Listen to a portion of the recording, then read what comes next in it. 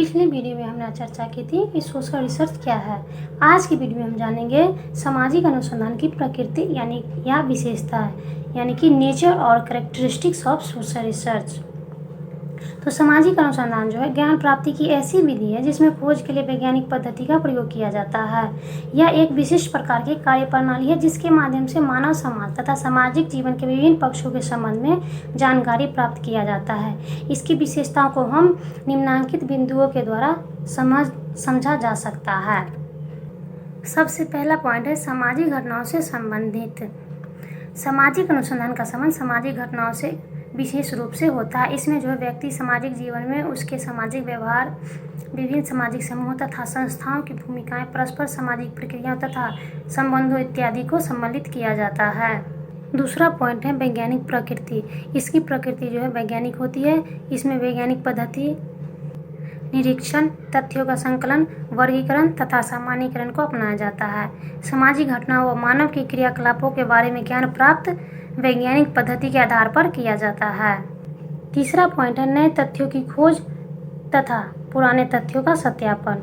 तो सामाजिक अनुसंधान की तीसरी विशेषता का तात्पर्य यह है कि नए तथ्यों की खोज तथा पुराने तथ्यों का सत्यापन किया जाता है। सामाजिक अनुसंधान में सामाजिक घटनाओं से जुड़े नए नियमों की खोज की जाती है और साथ ही जो नियम पुराने हैं उनके संबंध में खोज की जाती है, क्योंकि सामाजिक जीवन गतिशील है, फलस्वरूप उसमें सत्यापन की आवश्यकता होती है। दूसरा है तथ्यों के संबंध स्पष्ट करना।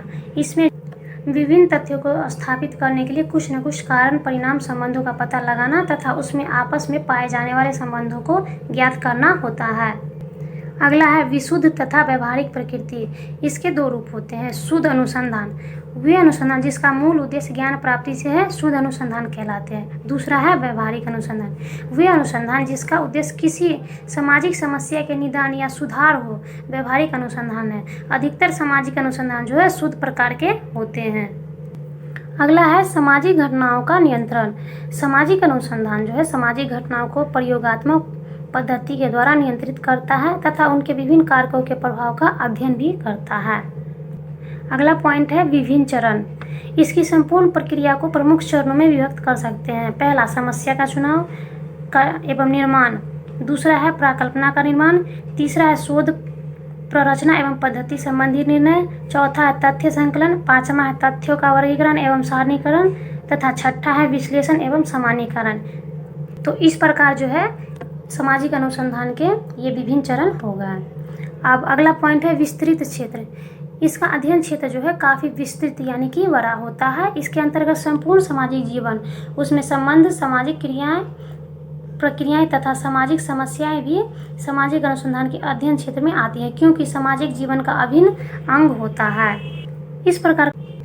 इस प्रकार सामाजिक अनुसंधान की विशेषताओं के विवरण के आधार पर कहा जा सकता है कि सामाजिक अनुसंधान अनेक विशेषताओं से युक्त सामाजिक घटनाओं के अध्ययन की एक वैज्ञानिक योजना है।